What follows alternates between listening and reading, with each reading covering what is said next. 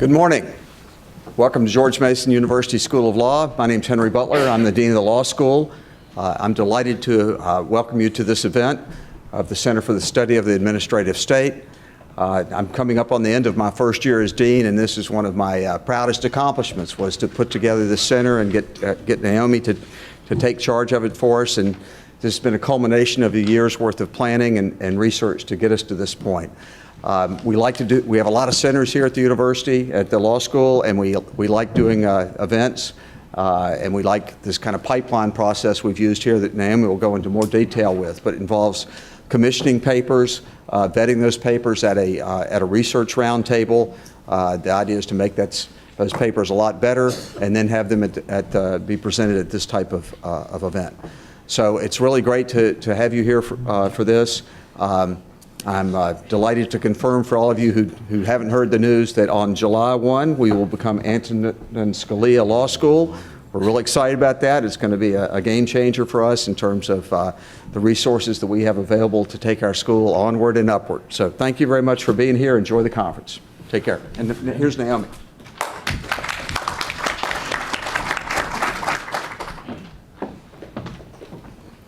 Thanks so much, Henry. And thank you all for coming to this first large public policy conference of the Center for the Study of the Administrative State. We're going to be talking about rethinking judicial deference. So I just wanted to tell you a little bit about the center and then also a little bit about the conference that we're having today. So the center was officially chartered by the university this past fall, and we hosted our first research roundtable on the papers from this conference in March. And while many law schools have centers devoted to administrative law issues, this center really has a unique focus on the constitutional foundations and structure of the administrative state. Our aim is really to commission high-quality scholarship and then bring the ideas from the academic research into important ongoing public policy debates. The center also aims to push against a certain tendency in administrative law to focus on proposals of the second best. A lot of scholarship and commentary in this area simply accept the modern administrative state and its deviations from the constitutional structure, and they consider that these adjustments are really necessary for our complex political and economic problems. The most frequently proposed administrative reforms often emphasize replacements for the original forms of constitutional accountability, due process, and separation of powers. Yet despite the realities of administration, or indeed perhaps because of the realities of administration and the ever-expanding reach of the administrative state, one senses a growing dissatisfaction with second-best approaches. And this dissatisfaction can be found in opinions of the Supreme Court, in bills proposed by Congress, and commentary in the popular media. And so what we plan to do is to examine the structures of the administrative state in light of our Constitution and the values of republicanism, individual liberty, and accountability that it represents. In its events, the center will engage scholars, practitioners, and policy experts who have a range of different perspectives, because it's my belief that the questions we plan to ask have no easy partisan answers. So today's public policy conference was organized around these principles to discuss an issue that has been really much in the air. How should we think about judicial review of agency action and the deference doctrines that the Supreme Court has sometimes applied? Recent Supreme Court decisions have suggested a willingness to reconsider doctrines of deference, and justices have pointed out that the growth of the administrative state, in light of the growth of the administrative state, how important it is to have judicial checks on administrative action.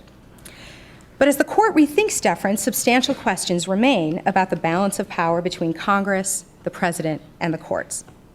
And this Congress was designed to examine these questions, and it builds on research that was done in 5 papers commissioned for a roundtable in March. And the papers form the foundation of today's panels and can be found on the center's website. All of the speakers that we have today have significant experience across a variety of areas in private practice and public service, and I want to thank all of them for participating today. I also want to thank Tom Hunt, my research assistant, who has done a lot of work to help get the center off the ground, and the wonderful staff at the Law and Economics Center who have used their experience to help organize this and other events. Thank you again for coming. I hope you enjoy the conference. I also wanted to just briefly introduce my colleague Ross Davies, who is a professor of law here at George Mason. He is an expert in legal history. He also teaches administrative law, and he is the founder and the editor of The Green Bag, a very delightful legal journal. So thank you very much. Turn over to you.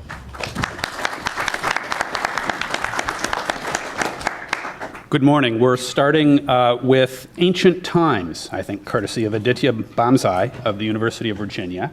And his superb paper, which was available for the conference, I think is going to be our starting point for discussion tonight, or this morning. And we will hear from him, and then hear from three eminent scholars, Jack Bierman, John Harrison, and Adam White, all of whom probably need no introduction, and so I will keep it short. I will quote just very briefly from each of them to give you a sense of whether they're willing to engage in the kind of thinking and rethinking we're talking about today. For Jack, I will simply give you the title of a wonderful paper he wrote a few years ago titled, "End the Failed Chevron Experiment Now: How Chevron Has Failed and Why It Can and Should Be Overruled." So we have one well-qualified rethinker there. John Harrison, thoughtful scholar of separation of powers of each of the three branches of the administrative state, and many other things for that matter, offered this as the first of a set of principles when thinking about the separation of powers in another recent excellent paper. First, put not your faith in judges. American courts, and in particular the Supreme Court of the United States, are not reliably faithful agents of the people who make constitutional norms. One of the striking features of Brown v. Board of Education is that no matter what one thinks of the framers were seeking to accomplish with respect to public school segregation, the court has spent a lot of time giving the wrong answer. If Plessy was right, then Brown was wrong, and the court has been wrong ever since. But if Brown was right and Plessy was wrong, then the court was wrong for at least the more than half century between the two cases. Wrong about half the time is not good. And so merely because Chevron's been around for 30 years only means that it's been around about half as long as the Supreme Court has been wrong about one of the most fundamental principles of constitutional law. So, and then for Adam, it's sort of a sad note, but at the same time an illuminating one. He wrote of the recently passed Justice Scalia, among the many reasons for mourning Justice Scalia's untimely passing, on which I have written at length elsewhere, is the fact that his death abruptly cut short his late career reconsideration of the administrative state. So we have here three superb reconsiderators of the administrative state, and Aditya with a magnificent and substantial contribution to that with a historical focus. And one more thing before we get started. I have a cell phone that barks, and it generally tends to bark after a scholar has been speaking uninterrupted for 10 minutes. And so to the panel I say, you have 10 minutes and then you will be accompanied by a digital dog. So what we'll do is we'll give each of them just shy of 10 minutes to comment. Aditya being the centerpiece, but we will all feel free to go beyond what he has to offer. And then we will open it up to you to grill all four of our speakers. Thank you very much. Aditya. Step up there, Ross. Yeah, you go right ahead. Okay. Well,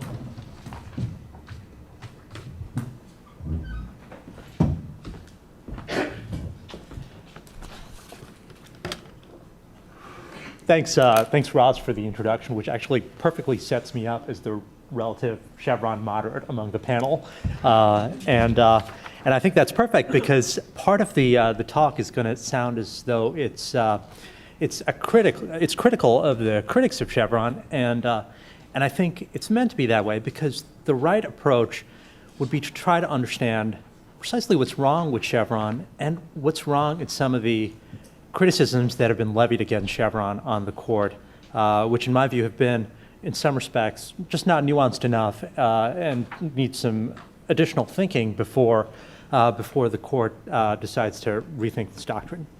So the title of the panel is Chevron, History and Justifications, and that naturally raises the question whether there's a connection between historical doctrine and the justifications for the Supreme Court's landmark 1984 decision in Chevron.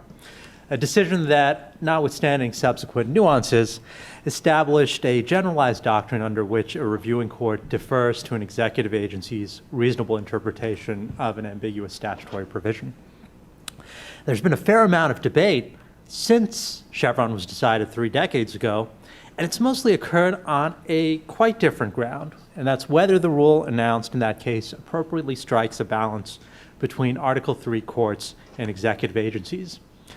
But one way that a historical approach can be relevant is to help us figure out whether the balance has already been struck by Congress or by the Constitution in the form of some authoritative legal text or some sufficiently embedded alternative legal practice that takes precedence over a Supreme Court precedent.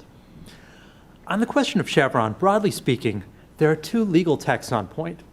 The first is the federal Constitution, specifically Article III's grant of judicial power to the federal courts, or perhaps the Due Process Clause. And the second is the Administrative Procedure Act, which was enacted in 1946 and which provides that, quote, a reviewing court shall decide all relevant questions of law and interpret constitutional and statutory provisions. I'll bracket for present purposes the nuance that some other statutory provision, perhaps an organic statute, expressly or impliedly bears on the topic of Chevron.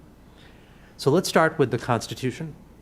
In a set of provocative opinions over the past few terms, justices on the Supreme Court have argued that, quote, Chevron deference raises serious separation of powers questions by precluding judges from exercising independent judgment, the kind of independent judgment consistent with Article III's institutional role for the federal judiciary. And the takeaway is that, writ large, de novo review is mandated, deferential review is prohibited by the lodging of the judicial power in the federal courts. So how can we assess this claim? A term like judicial power doesn't define itself. We have to look to historical practices to see precisely what the boundaries of the court system were understood to be at the time of Article III's adoption or for some point thereafter. And there are 3 doctrines that might cause us to qualify or at least better understand the claim that de novo review is constitutionally mandated. So the first doctrine, for much of the nation's history, review of certain but not all federal action occurred through the use of the writ of mandamus. And as we know from appellate practice today, the writ of mandamus carries with it a deferential standard of review. And similarly, as articulated in a series of cases during the early 19th century, to obtain a writ of mandamus against a federal officer, you had to show that the officer had violated a, quote, ministerial duty. And in an 1840 opinion, which is called Decatur versus Paulding, the court held that this standard, the ministerial duty standard, conferred interpretive discretion on executive officers. So the act of interpreting a federal statute was non-ministerial and hence not reviewable by mandamus. So what the court was saying is that you could only obtain deferential review if you sought a particular type of remedy, like an extraordinary writ, such as the writ of mandamus. This long-standing practice suggests the following: at least for the kinds of claims that were brought through a writ of mandamus during the 19th century, deferential review is constitutionally permissible. And here's a counterfactual to test this thesis. Let's say that Congress created a statutory scheme with review of government action only by writ of mandamus. Would that scheme be constitutional? And would it incorporate a deferential standard of review for legal questions? As an initial matter, let me suggest that the answer is yes and yes, if you agree that mandamus comes with a deferential standard of review for legal questions, and if you agree that the nation's historical practice of mandamus review colors the meaning of the term judicial power. Now, by contrast, where review was not conducted through the writ of mandamus, but rather some other avenue, and this was often conducted through common law causes of action during the course of the 19th century, it could be argued that Article III does mandate de novo review. And so the form of the cause of action at the time of the Constitution's adoption may bear on the scope or on the question whether Chevron is correctly decided. Second, if you think about it, there is a form of deference that's built into the structure of interpretation itself. And I think the best way I can make this point is by analogy to a case from the realm of constitutional interpretation, and that's the recent recess appointments case, Noel Canning, which I'm kind of picking that at random just because it's a good illustration of this principle, but there's nothing particularly special about it, and this principle is invoked in many constitutional cases. So in that case, Justice Breyer's opinion for the court cites 3 opinions of the Attorney General dating from 1868 in the course of interpreting the federal Constitution. And you might think, why is that? Isn't it for the courts to interpret the federal Constitution? How do opinions of the Attorney General bear on the meaning of legal text? The obvious answer is that under appropriate circumstances, the court, respects or defers, whatever terminology you want to use, to certain persuasive executive branch sources that are either roughly contemporaneous with the enactment of a constitutional provision or that provide some sort of evidence of some sort of customary practice under that provision. In other words, built into the structure of de novo review itself is this kind of deference to certain types of executive practice.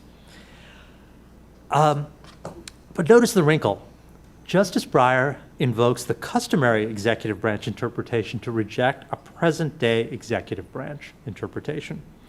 Chevron, as later elaborated cases like Brand X and others, allows the executive branch to change its interpretation over time based on changing circumstances.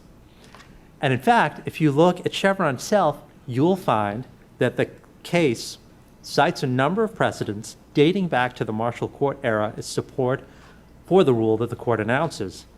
The earliest one of these is an 1827 opinion. It's called Edwards-Lessee versus Darby, and it says that when construing an ambiguous law, the contemporaneous construction of those called upon to act under the law is entitled to very great respect. That's a quote. And what Chevron does is it drops out the contemporaneous part. It doesn't really give that much relevance in the analysis. And it looks just at the part of that quote that states that courts will defer or give great respect to those who are called to act under the law. But Edwards-Lessee versus Darby is just Justice Breyer's point from the recess appointments case, again, applied in the statutory context, deference to a customary understanding to settle the meaning of text over time. So the bottom line is that on the plane of interpretive theory, just generally, there is an interpretive rule of deference, but it's not a rule deferring to executive interpretation, executive expertise, or allowing executive flexibility. As such, it's not the rule of Chevron that we're familiar today, but a slightly different one deferring to a customary or contemporaneous understanding. Third, the court has long applied a form of deference, sometimes under the label of the political question doctrine, in certain substantive areas, most notably foreign affairs and national security. So one of the leading cases in this area is the Curtis Wright case from 1936. And that case says that congressional legislation within the international field must often accord to the president a degree of discretion, freedom from statutory restriction, which would not be admissible were domestic affairs alone involved. And a more recent case that applies similar principle is Department of Navy versus Egan, and that's a 1988 case. And the court said that unless Congress specifically has provided otherwise, courts will traditionally be reluctant to intrude upon the authority of the executive in military and national security affairs. So any theory that says that Article 3 mandates de novo review must explain or rationalize why deferential review is permissible in this separate line of cases that arise in the foreign affairs or national security context. I mentioned at the start of my talk that there are 2 legal texts that are relevant to the question posed by Chevron. Let me just quickly turn to the second one. That's the text of the APA. The text says, in a nutshell, that a reviewing court shall decide all relevant questions of law and interpret constitutional and statutory provisions. The most plausible interpretation of the Act is that it seeks to equate the interpretive approach for the federal Constitution and the interpretive approach to statutes, and to establish de novo review coupled with what we might call deference to contemporaneous and customary executive interpretations for both types of legal documents. So consider three pieces of evidence on this issue. First, we have the text of the Act itself, which says that courts must interpret constitutional and statutory provisions. What that suggests is that statutory and constitutional review should be conducted more or less in the same general manner. Second, take a look at the statutory history. In enacting the judicial review provision of the APA, Congress took as a baseline a pre-existing proposed bill with a single glaring alteration. Congress removed a proviso that would have required a reviewing court to give, quote, due weight to agency technical competence and specialized knowledge. And third, just consider the legal developments that led to the adoption of the APA's text in 1946. By the time of the APA's enactment, for a variety of jurisprudential statutory reasons, mandamus was no longer the primary way through which courts or academics were approaching the problem of ambiguity in a legal text. Instead, commentators generally noted that courts had long distinguished between review of questions of fact, which were reviewed under a deferential standard, and review of questions of law.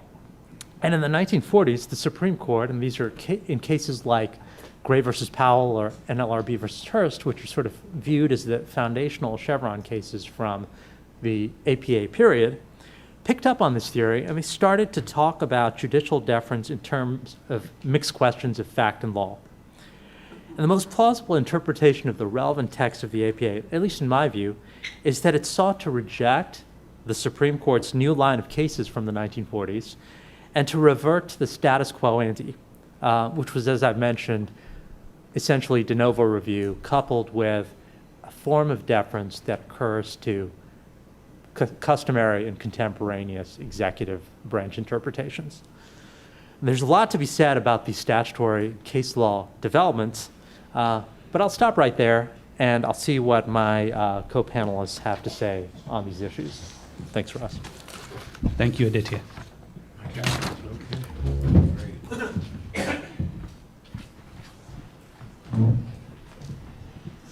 That was very enlightening, and I appreciate being on this panel. I want to first start by congratulating Naomi for kicking off her new center with this really excellent conference.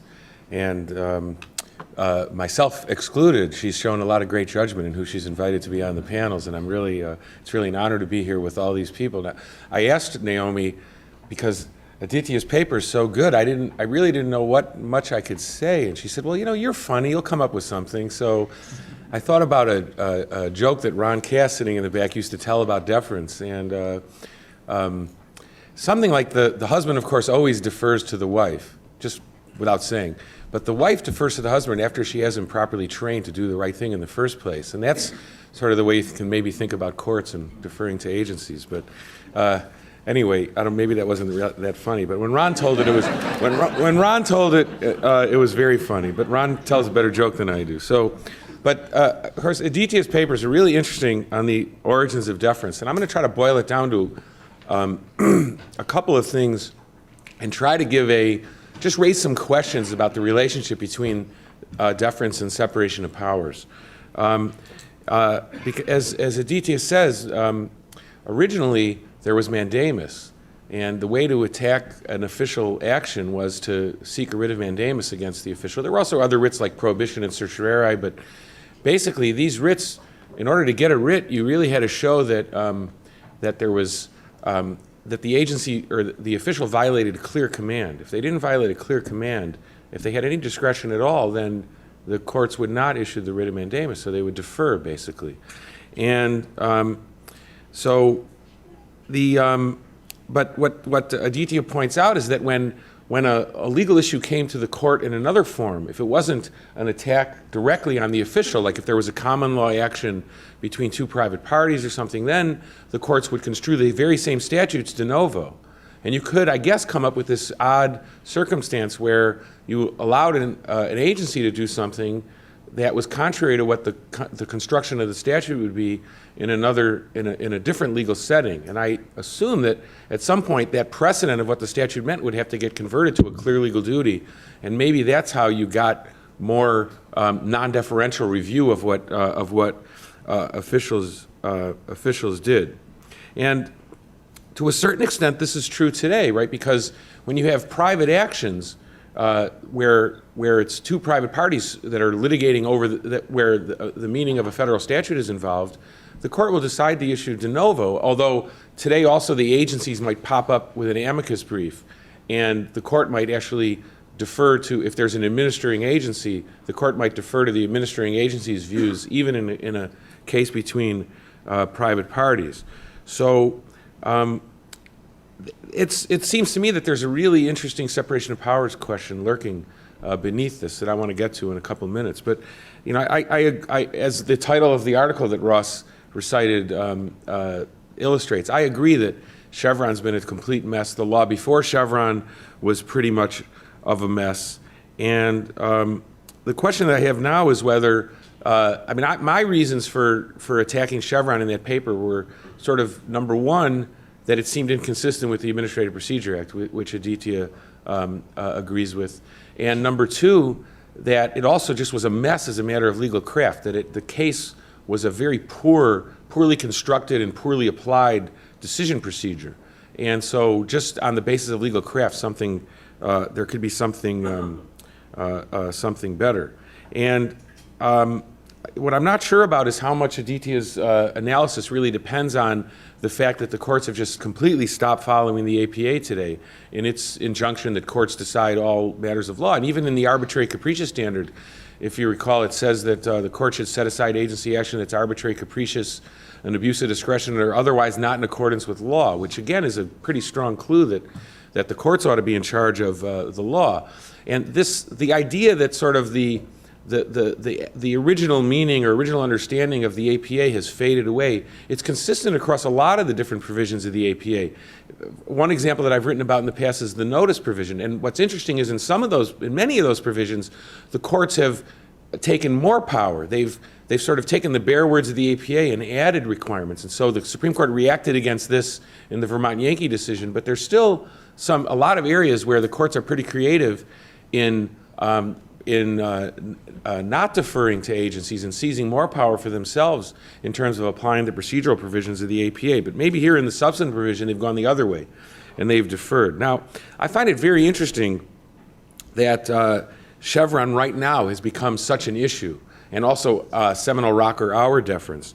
And we have this bill that's pending before Congress called the Separation of Powers Restoration Act of 2016.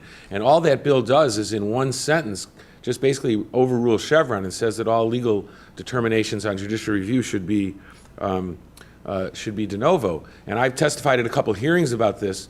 And what's really interesting to me is that it's become a very partisan issue.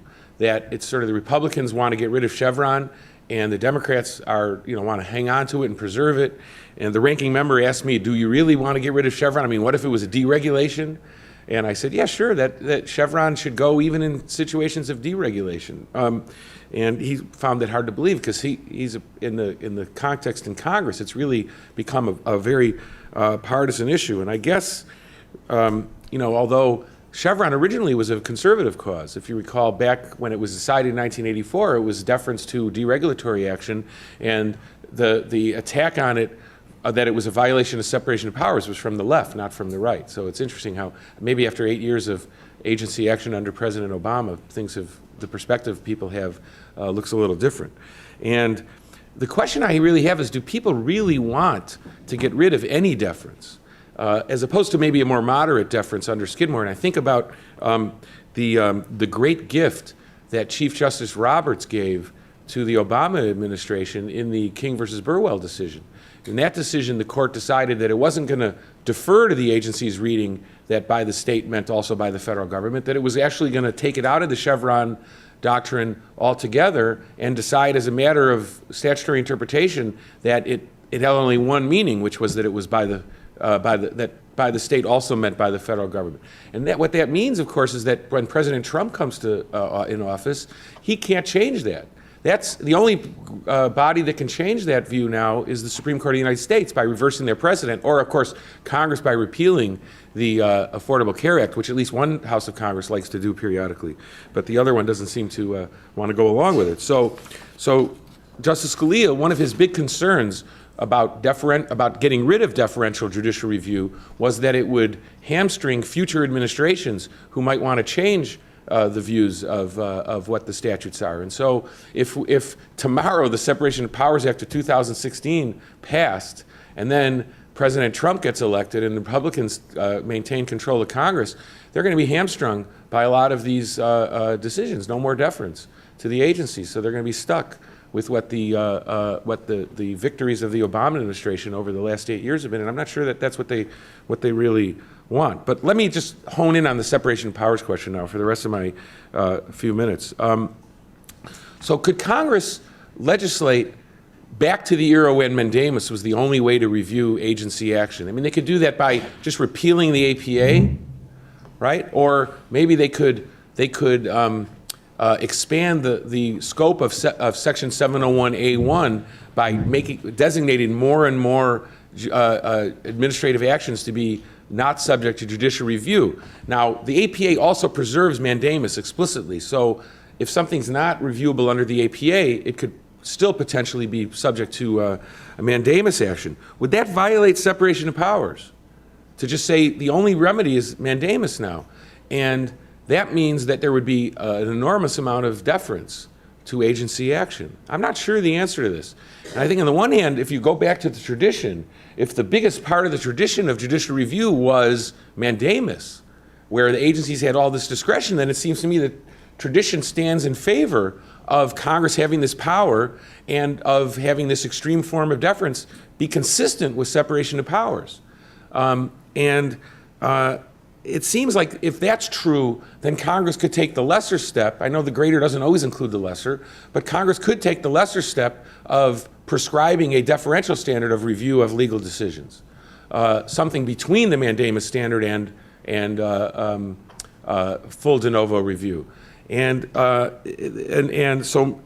what I proposed actually in my testimony on this bill, was that Congress revive the Skidmore factors. That the Skidmore factors, to me, are a sensible set of factors. That if Congress explicitly delegates power to an agency, then courts should defer to that. I'm talking about interpretive power. When Congress delegates power that's ambiguous, but in a highly complex technical area of policy, that the courts ought to defer because the agencies will know better than the courts of what to do. And if an agency has consistently interpreted a grant of authority from the beginning of a statute a certain way and has maintained that, then as long as it's not contrary to clear congressional intent or clear language, then the courts ought to defer to that, even if they might have a different view of what the language means. And I think that there's a good normative case to be made for that. Agencies are much more involved in the day-to-day give and take on the political process. They know more about what's going on in these things, and they're much more likely to be doing what's in the public interest than courts, who are completely disconnected from any need to be accountable to the public interest at all. That's the whole point of courts.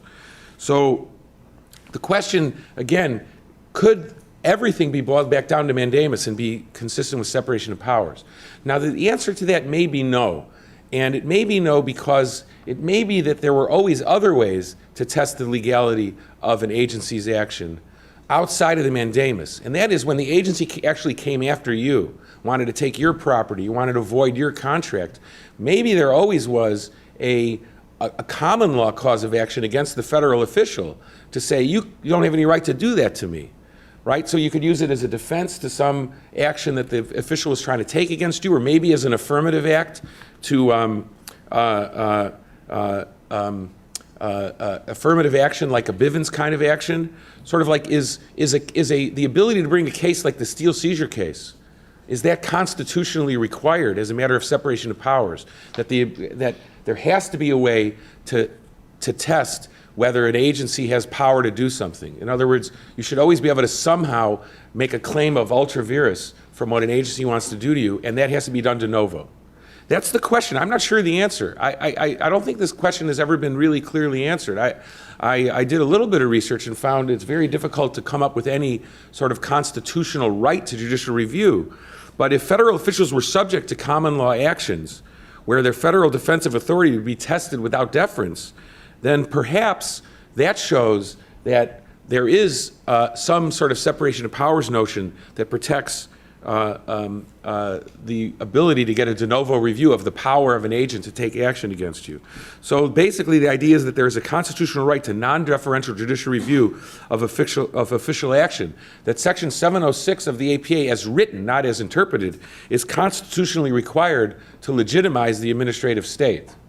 And remarkably, Congress is very often careful to, when it's making a big change, to build in reforms to make sure that they don't transgress separation of powers or due process notions. That's why, for example, the provisions of the APA on hearings they so closely mirror what we would expect as a matter of due process, because Congress is influenced by those constitutional values when it legislates.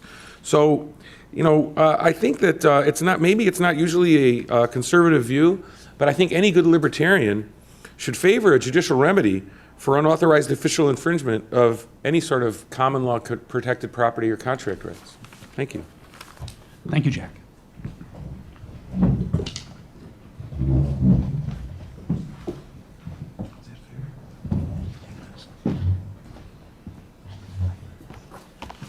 Thanks, Ross. I'll start by saying I feel a little out of place here because after Naomi, Ross, Aditya, and Jack, I believe I'm the first speaker in that sequence who didn't attend the University of Chicago School of Law.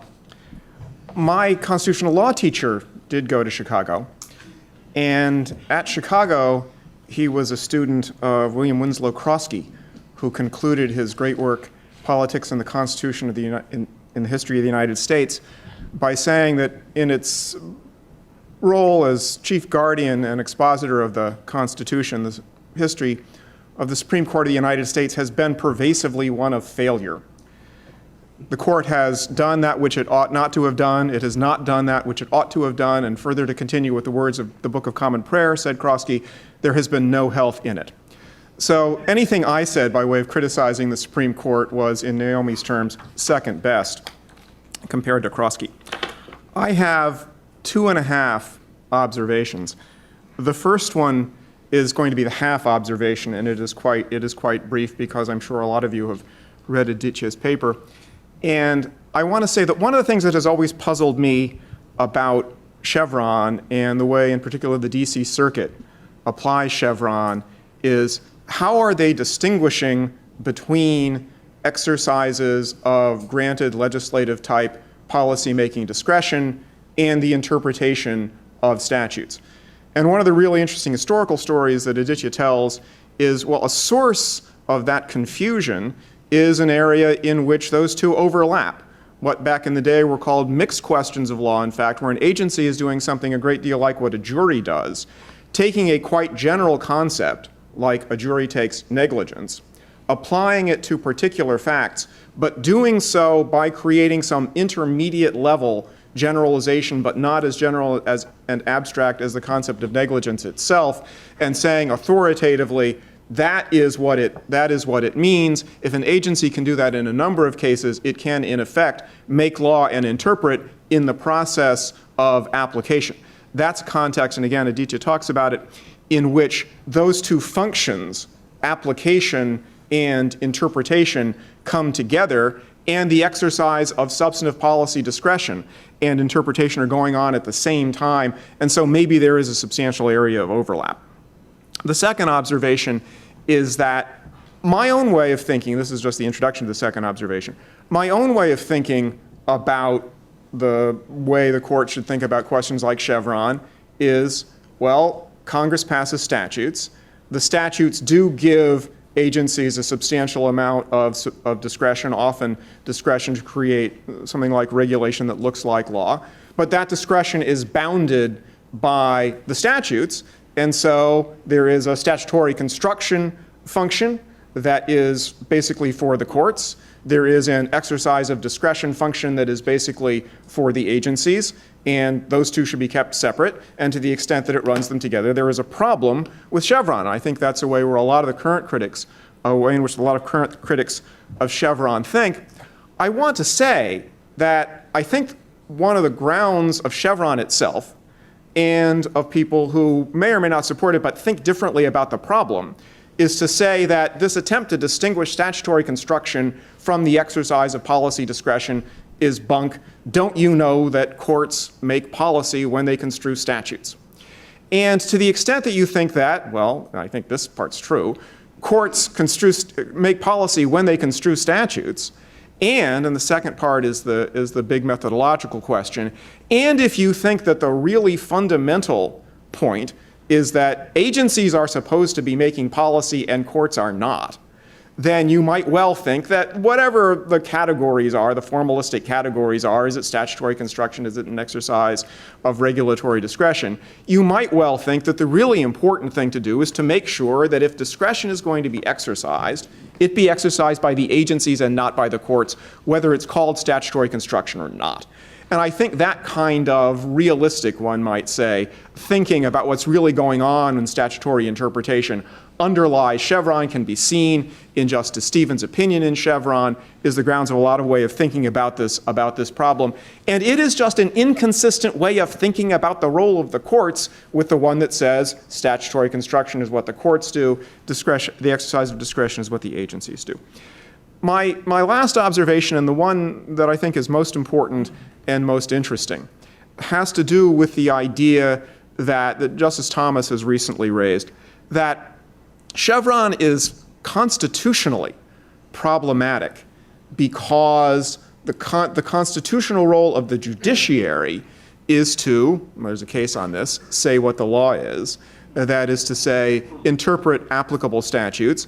And any doctrine that has anyone other than the courts finally or quasi-finally deciding what the law is inconsistent, certainly in the federal system, with the grant of the judicial power to the federal judiciary. One of the sources of that way of thinking is Philip Hamburger's excellent new book about separation of powers. And Hamburger, who has also clearly influenced Justice Thomas, seems to be taking a quite absolutist view of separation of powers and says the executive cannot be given any discretion to do anything that is like legislation, and the executive cannot be allowed to do anything that is like adjudication.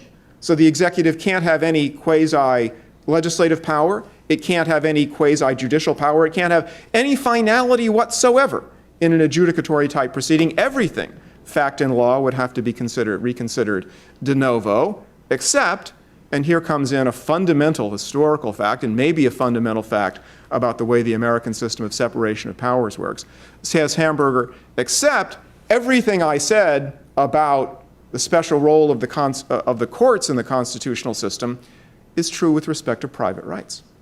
It's not true with respect to privileges. It's not true with respect to public rights. And that's why, for example, in the 19th century, it was unproblematic to have executive quasi-adjudicatory finality with respect to government benefits. How much was somebody going to be paid in a public pension?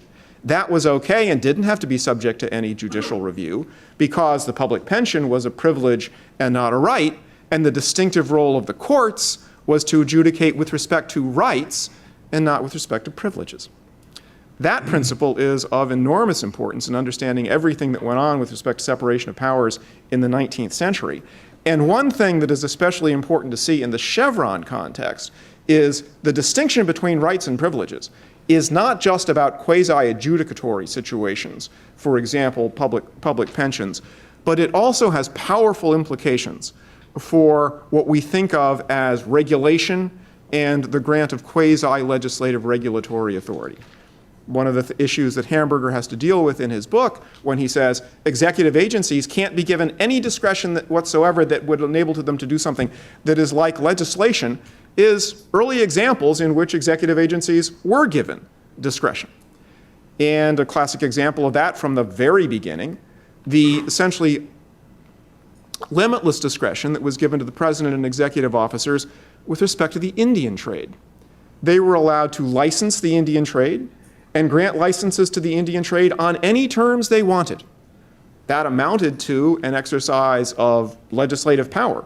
The president and military officers could say, here are the circumstances under which citizens can trade with the Indian tribes. Here are the circumstances under which they can't. That is regulation, that is law-like regulation, all done through the issuance of licenses. Was that inconsistent with the separation of powers? Well, I think a standard 19th, or in this case, late 18th century explanation of why it was not inconsistent with the separation of powers was because the whole licensing structure is based on the assumption that trading with the Indian tribes is a privilege and not a right. Congress can completely ban it. Here is the greater power, including the lesser power. And because Congress can completely ban it, Congress can say this activity is permissible only if it is licensed by the executive branch, because the activity, Congress has regulatory power over the activity. Congress has decided that the engaging in the activity, here Indian commerce, can harm the public interest, and therefore it is banned, subject to permissions to engage in it pursuant to license created by the executive branch.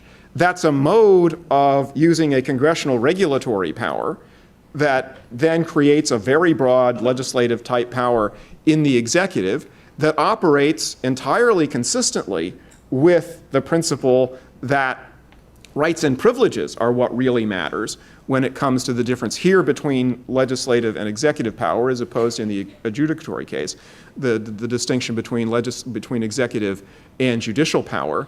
And some kind of activity is a privilege and not a right. And the primary ground for saying it's a privilege and not a right is Congress has plenary power to regulate it. And if Congress has plenary power to regulate it, then it must be subject to congressional authority to be banned or allowed only when it's consistent with the public good.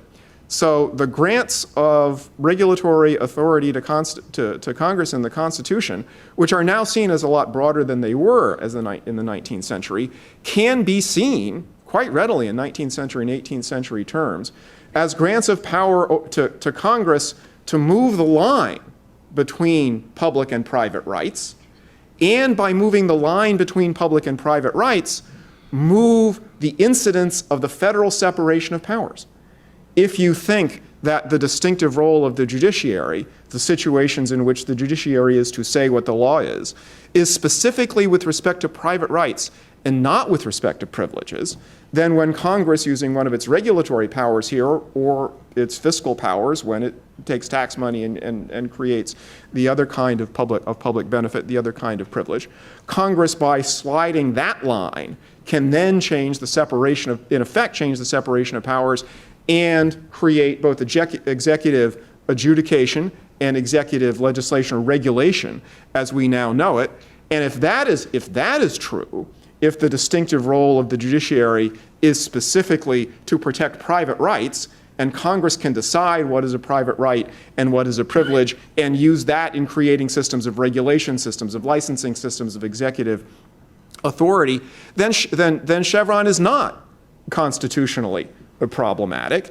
Then Congress may not have legislated it. There are questions about the APA, but Congress could do something like that whenever its substantive powers enable it to displace rights, as it were, with privileges. I say that somewhat speculatively. I haven't thought this through all the way, but I think it's extremely important to think about it, because if we're trying to recapture the 19th century and 18th century ways of thinking about the constitutional structure, whatever the ultimate answers on those questions are, and I'm not entirely sure how the rights-privilege distinction in the constitutional structure really worked together, but there's a lot of historical reason to think that they have a great deal to do with one another. If they do have a great deal to do with one another, then it is absolutely necessary to think not only in terms of separation of powers, but also in terms of the rights-privilege distinction and its implications for separation of powers.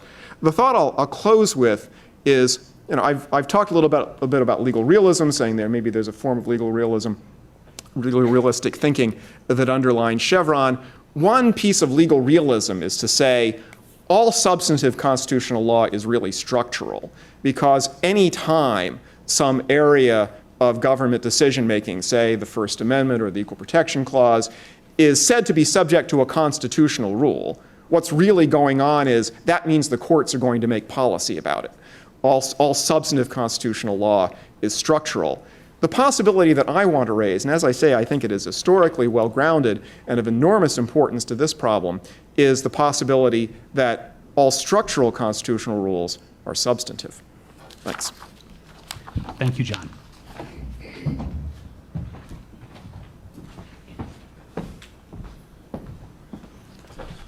I think at the 9-minute and 33 mark, my phone is going to hand your phone a dog treat. So it's a real pleasure to be here, both to participate in an event of this particular center, but also specifically to comment on this particular paper. As the Chevron debate intensified in recent years, I kept hearing rumors about the existence of this article from a lawyer in the Justice Department. The paper was from a lawyer in the Justice Department. And when I saw an early draft sent to me by a mutual friend of the author, I felt like I had found, what was it called from the Soviet era, samizdat? It was just this great paper that I'd heard so much about, and it really was impressive. And now that it's nearing publication, I doubt it'll take long for the article to be seen rightly as a canonical explanation of the origins of judicial deference. In case it's not obvious, I really love this paper.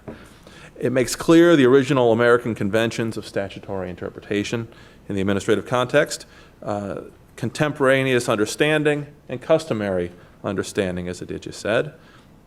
Furthermore, Aditya makes clear that customary understanding does not mean current executive understanding.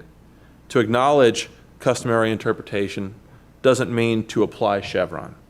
And finally, Aditya thoroughly rebuts the notion peddled by the Attorney General's 1947 manual on the APA that Section 706 codified a deferential standard of judicial review of agency interpretation. Now, sitting down to read the paper again yesterday, I couldn't help but feel this paper is, more than anything, an enormous missed opportunity. I don't mean that Aditya missed an opportunity, quite the opposite.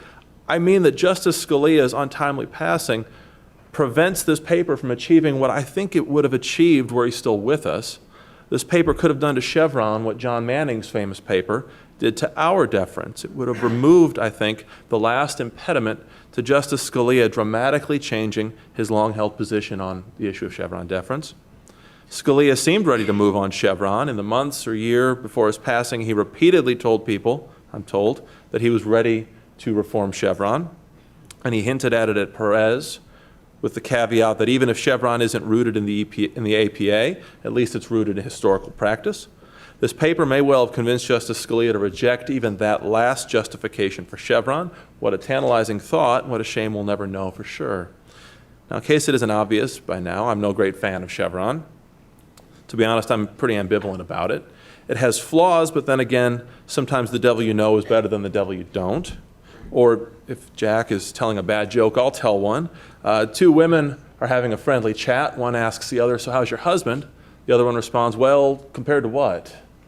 That's sort of how I feel about Chevron. So let me take the rest of my time to express a small handful of doubts about the most, I'd say, aggressive points of Aditya's analysis and about the Chevron debate in general. Again, I by and large agree with Chevron's critics, but here are a few doubts of my own about the contrary position. My first doubt goes to Section 706 of the APA, or more specifically, what Aditya and other Chevron critics, I think, read into it. Here's the section's opening words. To the extent necessary to decision, and when presented, the reviewing court shall decide all relevant questions of law, interpret constitutional and statutory provisions, and determine the meaning or applicability of the terms of agency action.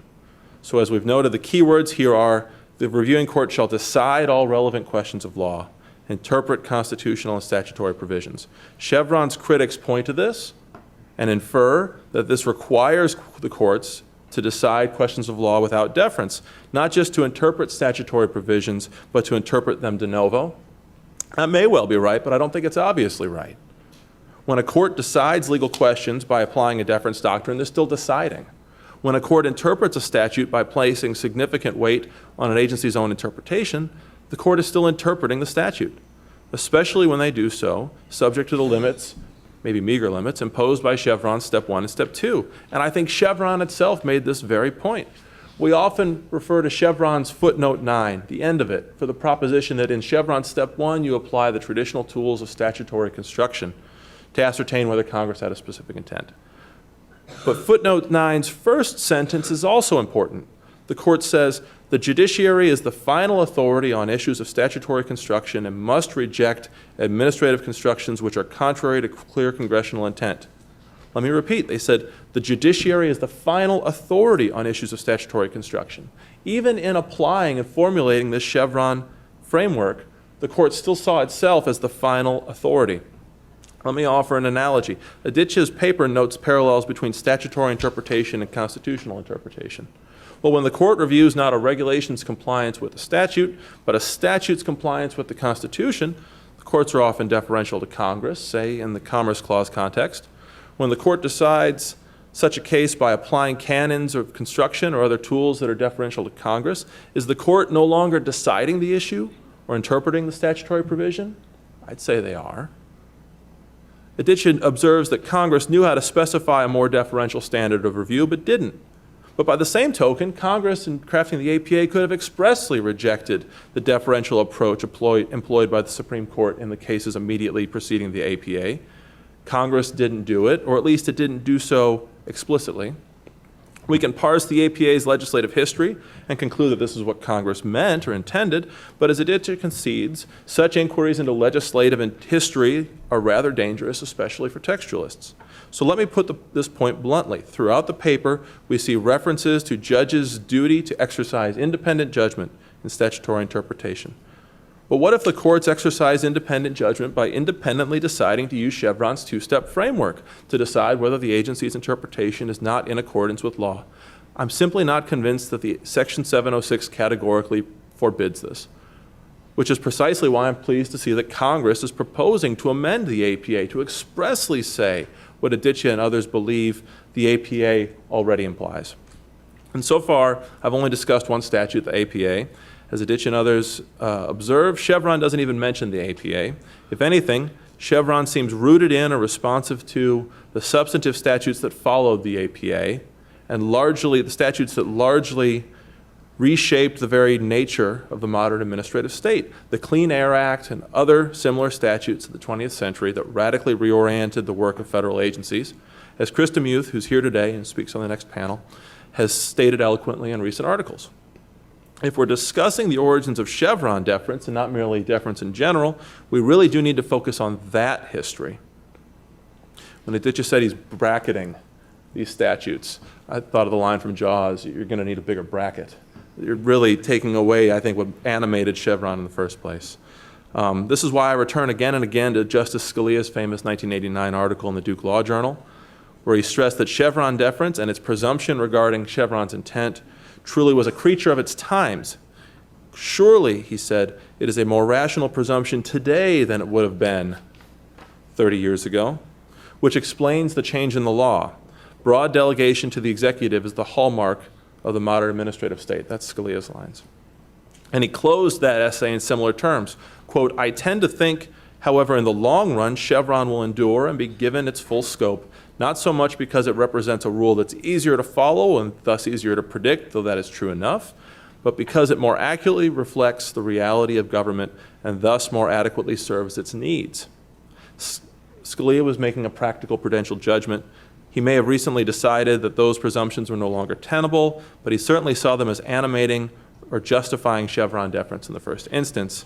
So in closing, let me reiterate, I think Aditya's paper is a devastating refutation of the notion that Chevron reflects pre-APA judicial review. But the upshot of this is not, I think, that the APA prohibits Chevron, at least not yet, until it's amended. Congress may well amend the APA to expressly prohibit Chevron deference, and there's much to be said in favor of that. But that's the APA we hope to have, and not necessarily the APA we have today.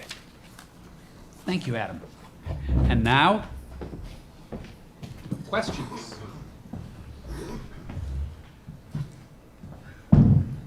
We have enough history, we have enough deference and non-deference, surely to attract.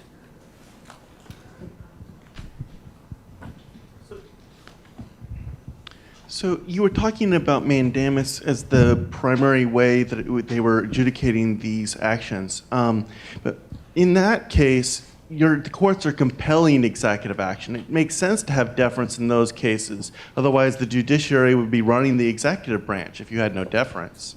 Isn't the more common action in which these things were interpreted when a criminal case or a private civil action was brought before the courts, and then they could interpret the provisions in that case without going through mandamus at all? Should we start with Aditya and then move down the row? So I think you're right, and I think that there's a way in which your comment connects with many of the points that Jack and John raised in their comments a few moments ago, and that is there's a connection between the standard of review and the cause of action under which a claim was adjudicated. And the way in which I thought about it is mandamus versus common law, but criminal cases would have posed the same set of issues. If you didn't have to get statutory review through a mandamus cause of action, would you be able to obtain a de novo standard of review? So I think that's exactly right. And another way in which to think about it, or just another instance in which statutory questions could have been raised, is a case in which a government was bringing some sort of enforcement action, like in I think this happened in the customs context or the tax context, and the party was trying to adjudicate a statutory claim as a defense, and in those cases the statutory question would have been addressed de novo. So you're right about how the framework worked. The question is what relevance that has for today, and I think it is very interesting to see how over the past few terms, justices on the court have used this historical lens in order to approach the Chevron question after, I think, the primary lens through which many people looked at Chevron, and it's really embedded in the opinion itself, it's sort of a political science sort of perspective, and that's because there's a question about who should be deciding, agencies versus courts, who's a better institutional actor to make decisions, and the historical approach sort of sets that aside because there are arguments that can be made on both sides, and tries to figure out what it is that the courts were doing or what it is that the Constitution required, and that's an area in which I think there's a lot that can still be done. So, for example, the connection between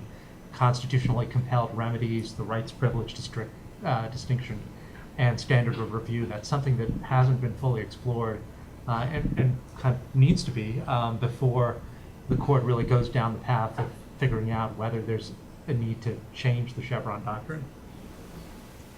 Jack? Anything to add?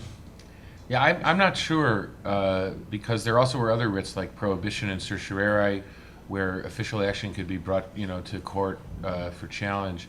And that was what sort of my speculation in my remarks, which I haven't fully researched. How often would these same statutory issues present to courts in a different way? Would every assertion of official power to do something be amenable to coming before the courts in a way where it wouldn't be in a deferential situation? I think that John's analysis really helps focus on that in terms of the difference between rights and privileges. And if it turns out that a very large area of where government would be dealing with private individuals would be categorized in those days as privileges rather than rights, then I think there would be a lot more deference to what the executive might be doing. I'm not really sure about it, but I think if you start thinking about the ways that administrative agencies interacted with private individuals up until, let's say, the founding of the sort of dawn of what we consider now the administrative state in the 1880s, I'm just not sure. I really don't know, but I think that would be the way to think about it. So I think that's a very good avenue for trying to figure out whether there was this separation of powers understanding that every assertion of official authority that was going to affect someone's interests would have to be testable as a de novo matter. I'm not sure.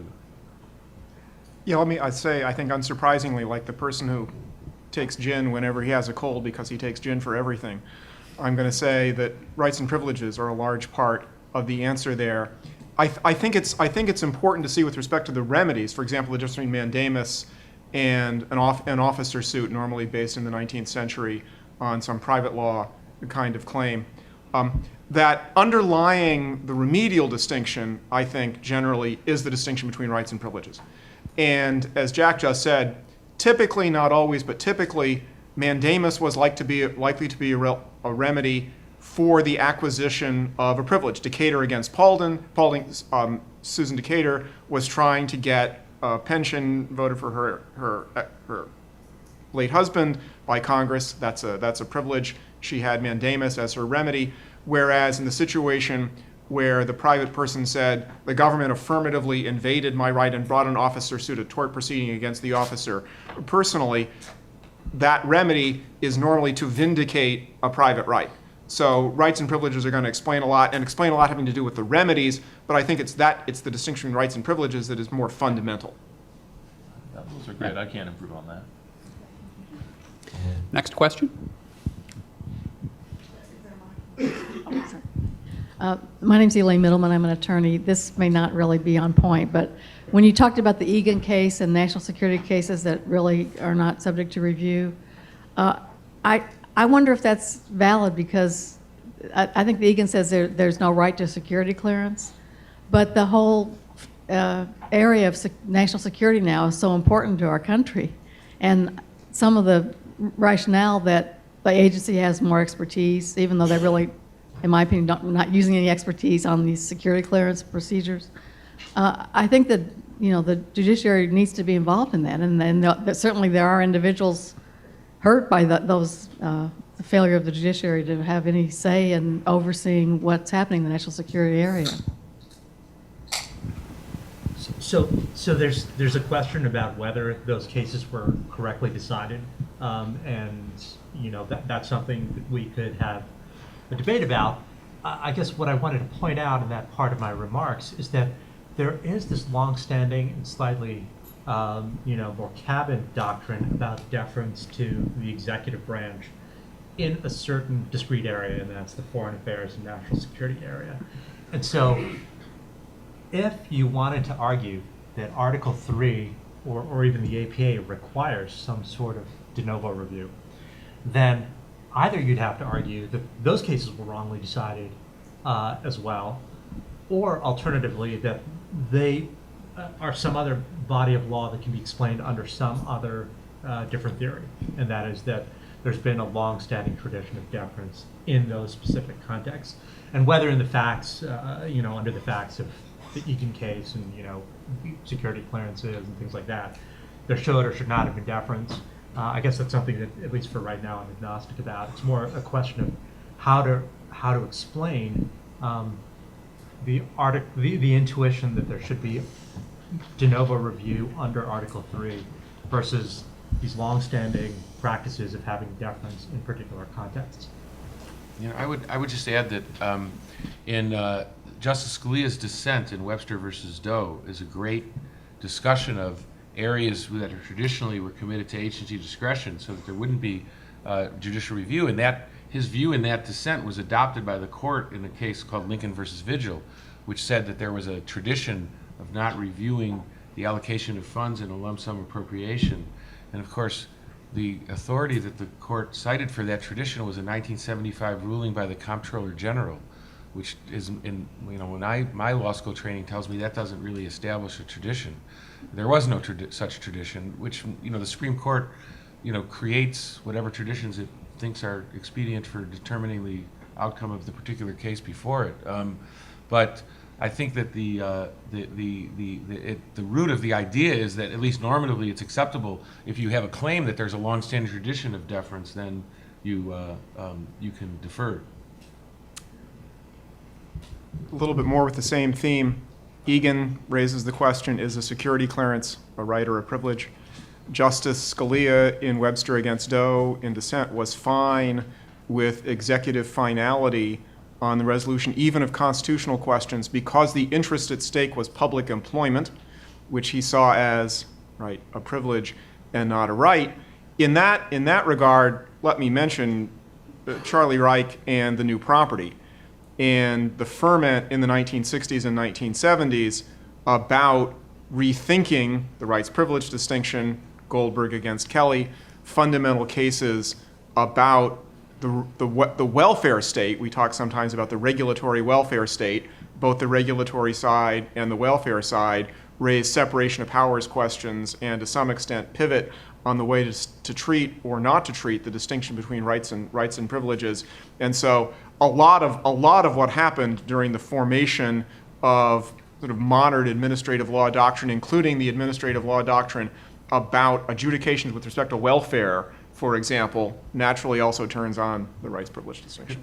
I want to push you on that a little bit because I don't read the due process requirement there as requiring review in an Article III court. I just view it as requiring fair procedures before the agency.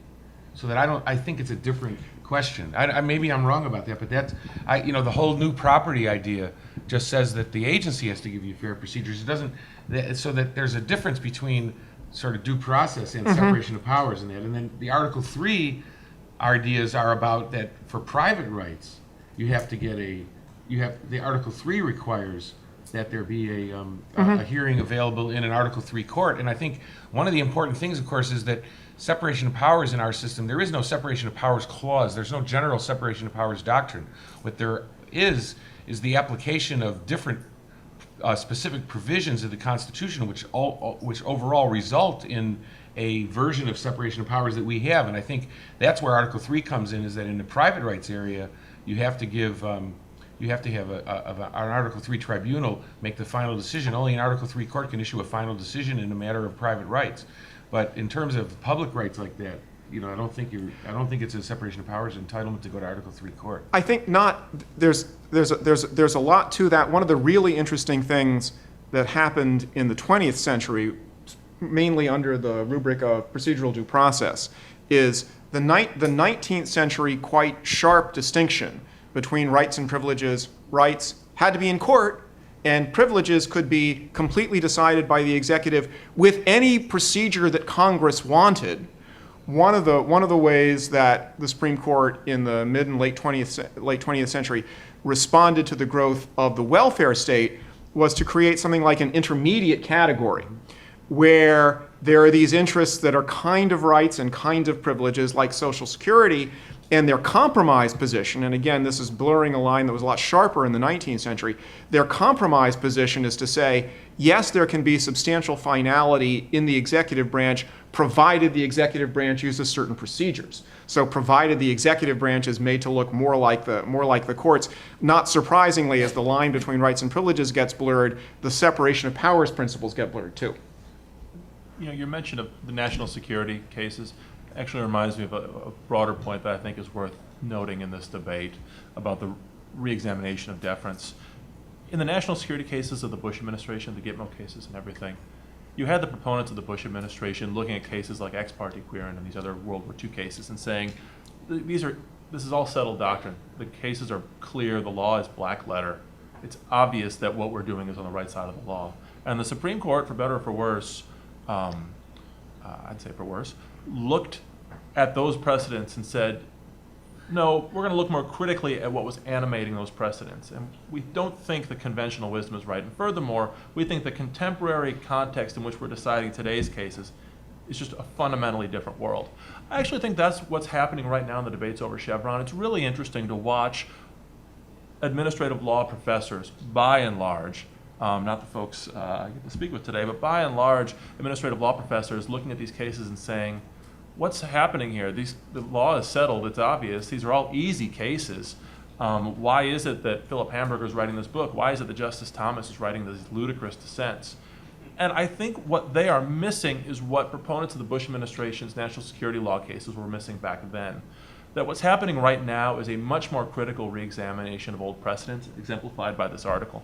And also a recognition that the world, the modern administrative state, has fundamentally changed. And so it's sort of amusing now to watch progressive scholars who defend the conventional wisdom of administrative law making the same sort of mistake just years after proponents of Bush administration national security law made the very same mistakes. They didn't understand the paradigm shift that was sort of happening around them. They might be the last to realize what's happened. There.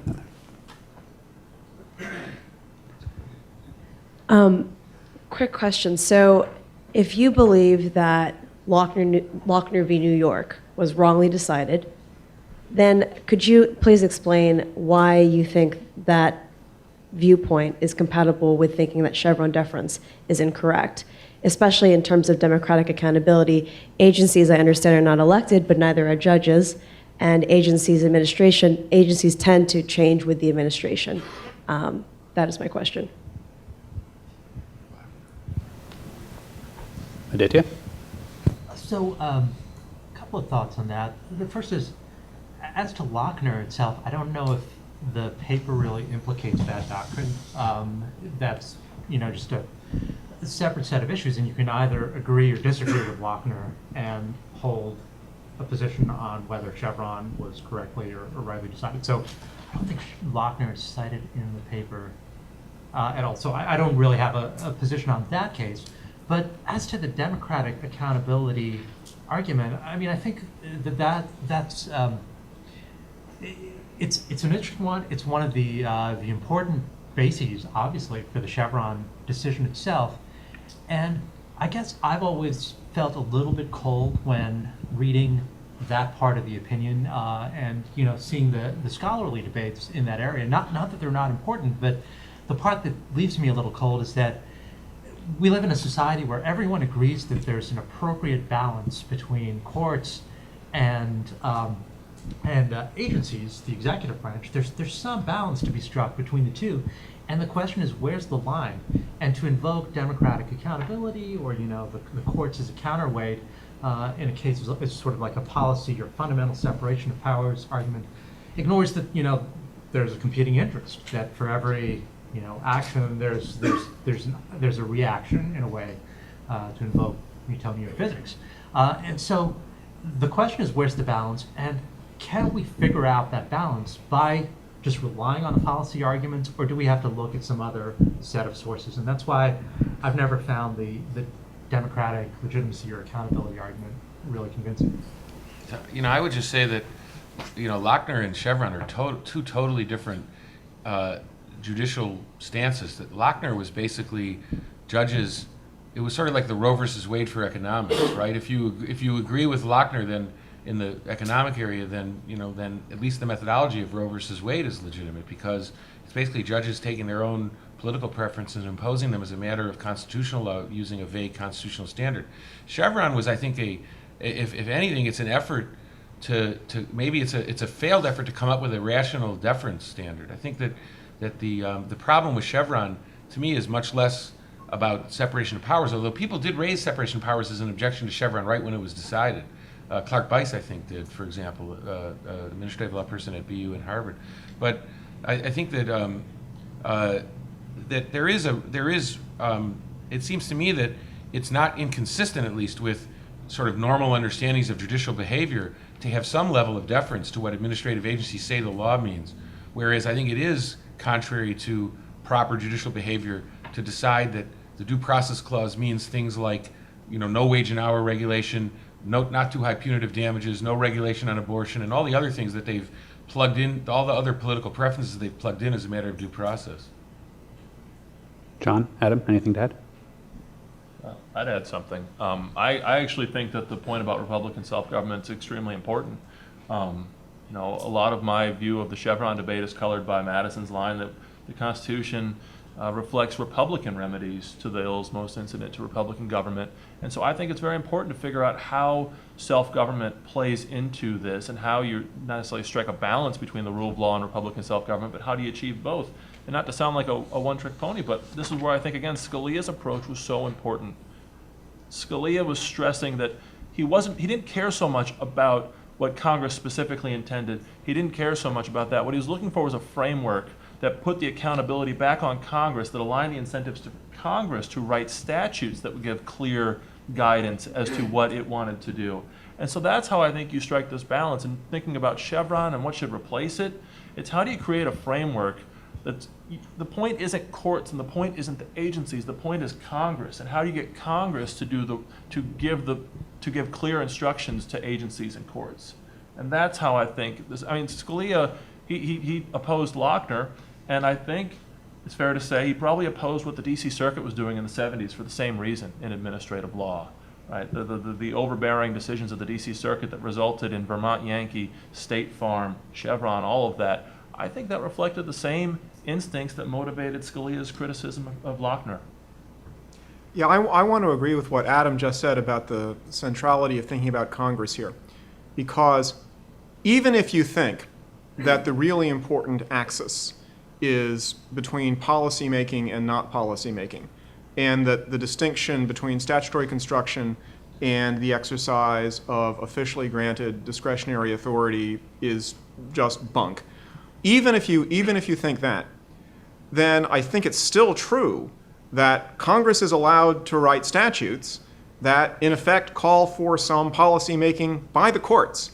And so the question whether the policymaking has been called for by the courts or by the agencies remains a question of statutory construction, and is one that Congress should address. And the Chevron fiction that Congress addresses that question by deciding whether to legislate clearly or not is, I think, one of the most doubtful aspects of the reasoning in Chevron. And on that bombshell, thank you all very much. We have another panel, excellent panel, coming up in 15 minutes.